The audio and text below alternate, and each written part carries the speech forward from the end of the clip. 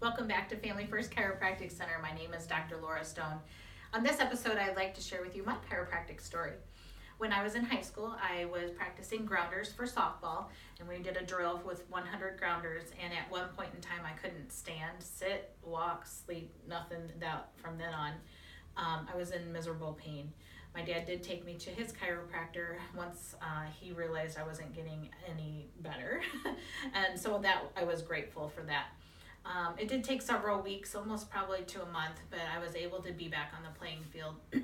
At that time, it was very interesting on the approach on how that helped my low back at that time.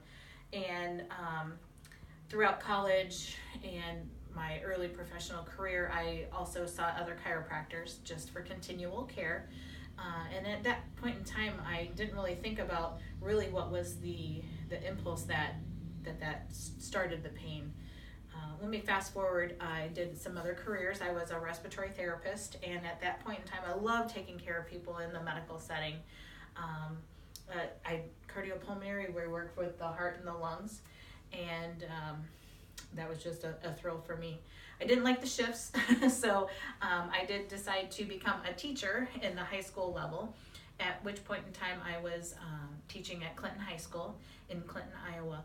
And one class that I was teaching was medical careers, and that was a great experience for the students in that they got to shadow different professions throughout the community, one of which was a chiropractor. At Clinton Back and Neck, Dr. Larry and Pam Troxel taught me a lot more that I just am so appreciative of. In that, Dr. Larry and I had many discussions on my previous career as a respiratory therapist, and he had a chart similar to this. And I jokingly asked him, so if you push on one of those bones, helping the nerve go into the lungs, does that help someone with asthma? And he said, I do it all day long. And that really piqued my interest. And I really studied this chart and just took home with how many things could possibly be impacted utilizing and emphasizing the actual true route of the nervous system. At that point in time, Dr. Troxel had passed away, and he was really after me to become a chiropractor myself. With some long, hard thought and prayer, I decided to quit my career as a teacher and go to Palmer.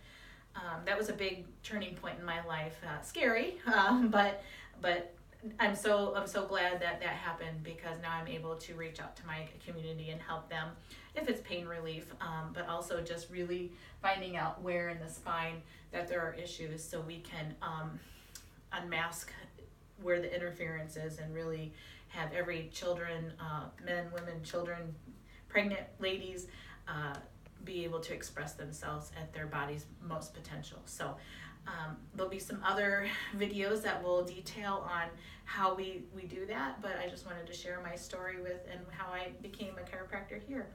One second. So back to now what I learned about pediatrics. When I was 5, I actually was flipped off of my father's motorcycle, and I had a really bad compression to my tailbone, and that's what started my journey into low back pain. Get adjusted frequently, so we're all good, but do think about our kids and how their daily activities and traumas can lead up to more problems later in life. So I welcome you back to Family First Chiropractic Center. If you have any questions, don't hesitate to call us at 309-751-9790. We'll see you soon.